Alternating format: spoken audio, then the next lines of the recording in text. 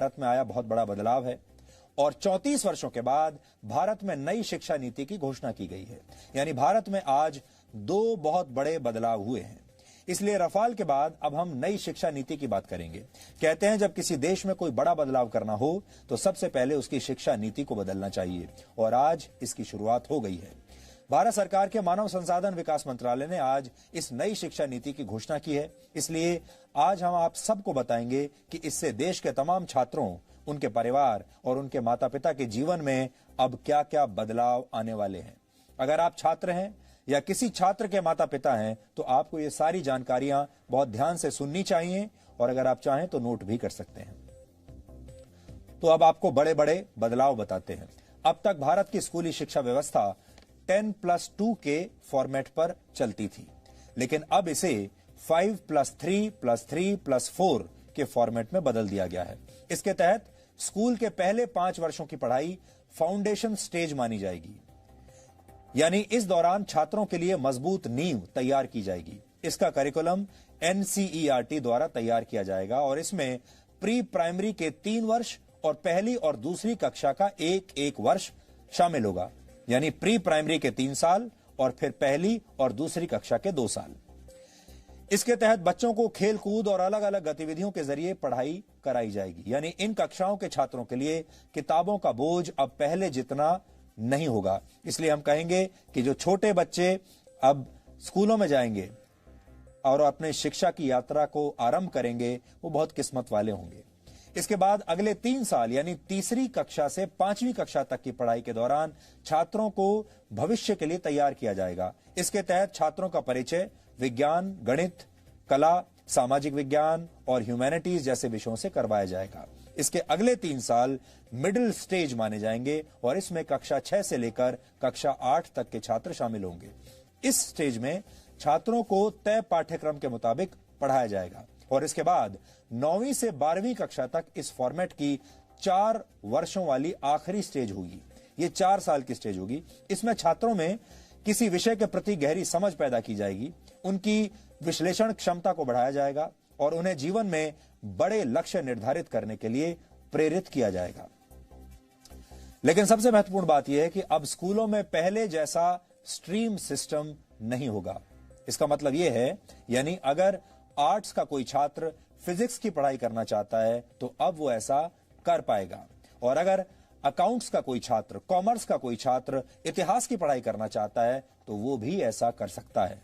लेकिन संभव है कि इसके लिए अलग अलग विषयों का एक पूल तैयार किया जाएगा और आपको उस पूल से ही अपनी पसंद के विषयों का चुनाव करना होगा। यानी अगर विज्ञान के छात्र को इतिहास में दिलचस्पी है और उसके पूल में ये दोनों विषय शामिल हैं, तब ही छात्र इनकी पढ़ाई एक साथ कर सकता है।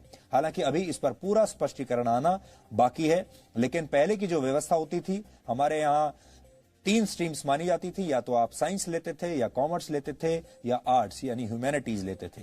और अगर आपने ह्यूमैनिटीज लिया है तो आप साइंस नहीं पढ़ सकते, अगर आपने कॉमर्स लिया है तो भी आप शायद साइंस नहीं पढ़ सकते, साइंस लिया है तो ह्यूमैनिटीज नहीं पढ़ सकते। ऐसी चीजें पहले हुआ करती थी अभी तक, लेकिन अब ये सब बदल जाएगा। अब आप फिजिक्स भी पढ़ सकते हैं, कॉमर्स भी पढ़ सकते हैं, अकाउंट्स पढ़ सकते हैं, एक साथ इतिहास भी पढ़ सकते हैं और फिजिक्स की पढ़ाई भी कर सकते हैं।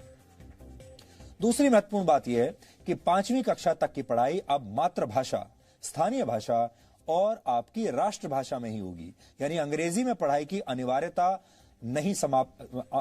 समाप्त नहीं होगी। माफ कीजिएगा, अनिवार्यता समाप्त हो जाएगी। अब अंग्रेजी में पढ़ाई की अनिवार्यता नहीं रहेगी। ये एक बहुत बड़ा बदलाव है। आप अपनी राष्ट्रभाषा में या अपनी लोकल भाषा में पढ़ाई कर पाएंगे। उदाहरण के लिए अगर आप 5वीं कक्षा तक अपने बच्चे को मराठी, संस्कृत या गुजराती भाषा में पढ़ाना चाहते हैं तो अब आप ऐसा कर पाएंगे और अंग्रेजी सिर्फ एक विषय के तौर पर आपको पढ़ाई जाएगी। यानी स्कूलों का जबरदस्ती अंग्रेजीकरण का दौर अब समाप्त हो जाएगा।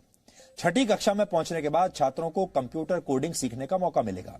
यानी अब भारत के छात्र चीन जैसे देशों की तर्ज पर छोटी उम्र में ही सॉफ्टवेयर और मोबाइल फोन एप्लीकेशंस बनाने की तकनीक सीख पाएंगे और 6ठी कक्षा से ही छात्रों को इंटर्नशिप का भी मौका मिलेगा। यानी अगर किसी छात्र की किसी खास विषय में रुचि है और वो उसकी प्रैक्टिकल नॉलेज हासिल करना चाहता है तो वो इस विषय से जुड़ी इंटर्नशिप कहीं भी कर सकता है। उदाहरण के लिए अगर आपका बच्चा पेंटिंग करने का शौक रखता है तो वो किसी पेंटर के पास अब इंटर्नशिप के लिए जा सकता है। अगर आपके बच्चे को सॉफ्टवेयर में इंटरेस्ट है तो वो किसी सॉफ्टवेयर कंपनी में अब अपने स्कूल के दौरान ही इंटर्नशिप कर सकता है।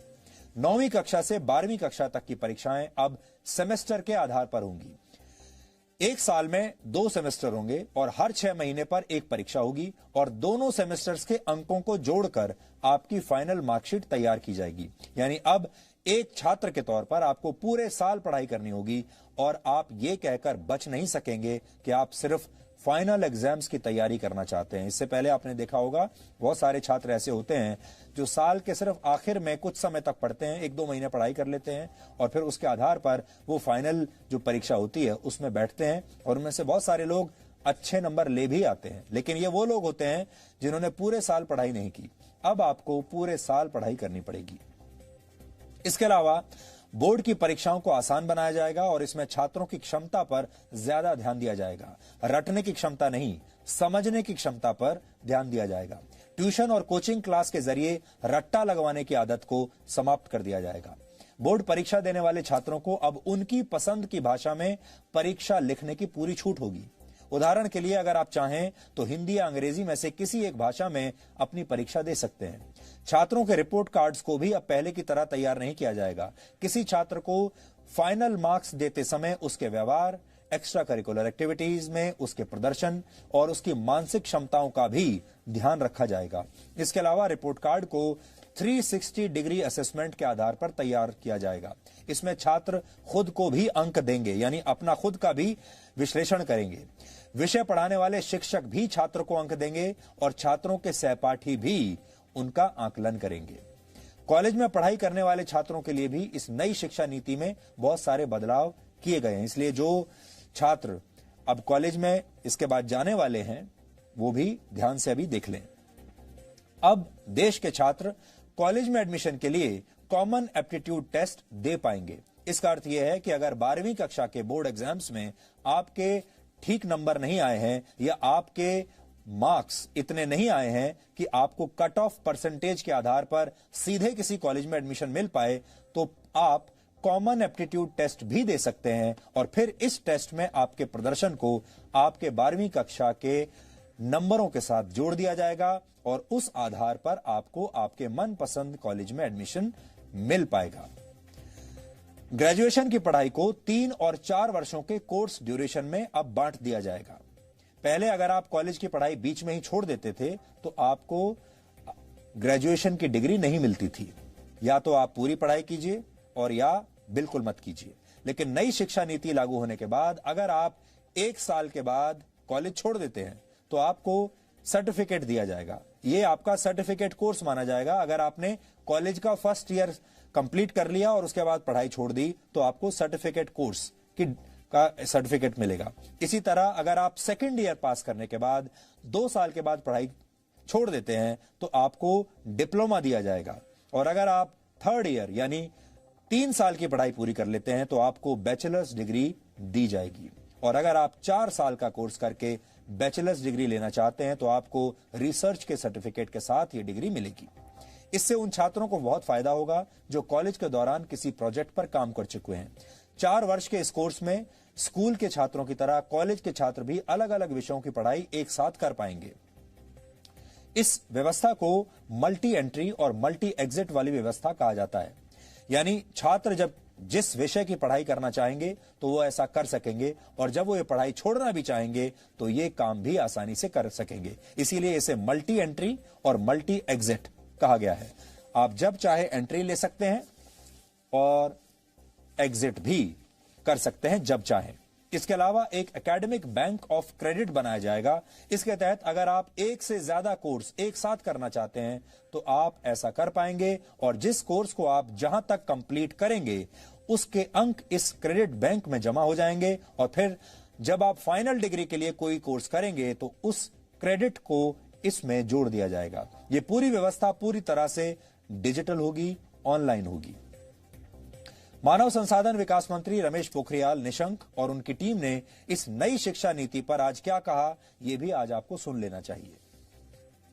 कि पूरी दुनिया में शायद इससे बड़ा परामर्श, विचार विमर्श कभी नहीं हुआ होगा। एक महत्वपूर्ण बात यह भी है कि अब स्कूलों और उच्च शिक्षा संस्थानों में संस्कृत भाषा को भी बढ़ावा दिया जाएगा। संस्कृत के विश्वविद्यालयों में अलग अलग विषयों की पढ़ाई संस्कृत में कराई जाएगी। स्कूल और कॉलेज में भी संस्कृत की पढ़ाई पर जोर दिया जाएगा। आईआईटीज की शिक्षा व्यवस्था को भी पहले से ज्यादा समग्र बनाया जाएगा और अब इन उच्च शिक्षा संस्थानों में आर्ट्स और ह्यूमैनिटीज के विषय भी पढ़ाए जाएंगे। इससे आर्ट्स और ह्यूमैनिटीज के छात्र विज्ञान की जानकारियों का इस्तेमाल दूसरे क्षेत्रों में अपनी स्किल्स को बेहतर करने के लिए कर पाएंगे। कुल मिलाकर अब देश की शिक्षा व्यवस्था ऐसी होगी कि छात्र व्यावहारिक ज्ञान हासिल करके देश के लिए बड़े बड़े आविष्कार कर पाएंगे। संगीत, कला और साहित्य को देश के हर कॉलेज में पढ़ाया जाएगा और अब उन पेरेंट्स को और छात्रों के लिए भी एक महत्वपूर्ण जानकारी है जो स्कूल और कॉलेज की फीस को लेकर हमेशा चिंतित रहते हैं। इसके तहत नए नियम निर्धारित किए जाएंगे और स्कूल और कॉलेज एक निश्चित फीस से ज्यादा पैसा आपसे नहीं ले पाएंगे। अब आप ये सोच रहे होंगे कि नई शिक्षा व्यवस्था, ये नई नीति लागू कब से होगी, तो यहां आपको बता दें कि इसके लिए जो बिल तैयार किया गया है उसका नाम है नेशनल हायर एजुकेशन बिल। इस बिल को फिलहाल कैबिनेट ने मंजूरी दे दी है और अब इसे संसद में पेश किया जाएगा और इसके बाद ये कानून की शक्ल ले लेगा और फिर राज्य सरकारों को भी इस पर कानून बनाकर अपने अपने राज्यों में इसे लागू करना होगा। इसी शिक्षा नीति की घोषणा के साथ मानव संसाधन विकास मंत्रालय का नाम भी अब बदल दिया जाएगा और अब इसका नाम हो जाएगा शिक्षा मंत्रालय, जो कि बहुत सरल है और ये काम बहुत पहले कर देना चाहिए था। नई शिक्षा नीति को तैयार करने के लिए 2 लाख से ज्यादा लोगों की राय ली गई और इसी के बाद इस नई शिक्षा नीति की घोषणा की गई है। यह शिक्षा नीति वर्ष 2021 और 2022 के एकेडमिक सेशन तक लागू हो जाएगी। यानी आपका जो अगला एकेडमिक सेशन होगा, जो 2021 में शुरू होगा, वो इस नई शिक्षा नीति के साथ, नए नियमों के साथ लागू होगा। इस नीति की घोषणा आज शाम को ही हुई है, इसलिए हमारी टीम अब भी इसका विश्लेषण कर रही है, क्योंकि ये जो पूरी शिक्षा नीति है इसे पढ़ने में अभी और बहुत समय लगेगा। इसकी बहुत सारी क्वेरीज हैं, हमारे मन में भी इसे लेकर बहुत सारे सवाल हैं। इसलिए हमारी जो टीम है, हमारे रिपोर्टर्स की टीम, हमारा न्यूज रूम और हमारे जो रिसर्च करने वाली जो टीम है, वो लगातार इसे पढ़ रही है, इसका विश्लेषण कर रही है। बहुत सारी बातें ऐसी हैं जिनमें हम भी सरकार से और सवाल करना चाहते हैं, इसलिए हम धीरे धीरे इसका विश्लेषण करते रहेंगे, अलग अलग पार्ट्स में, अलग अलग फेजेस में, और वो विश्लेषण हम आप तक पहुंचाते रहेंगे। और हो सकता है कि अभी इसकी कई बातों पर सरकार की तरफ से आगे आने वाले समय में और भी स्पष्टीकरण आए, और जैसे ही कोई नई बात या इसमें कोई नया सुधार या कोई अपडेट हमारे पास आएगा, हम उसकी जानकारी भी आपको जरूर देंगे, क्योंकि ये देश का भविष्य बदलने वाली खबर है। इसलिए हम इस खबर का लगातार फॉलो अप करते रहेंगे।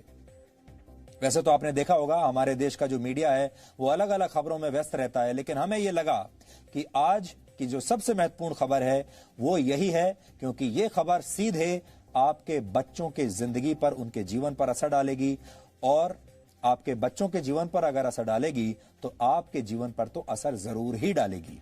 इसलिए इस खबर से हर परिवार जुड़ा हुआ है। आप भी इस नई शिक्षा नीति को अच्छे से पढ़ लीजिए, समझ लीजिए। अगर आपको कोई बात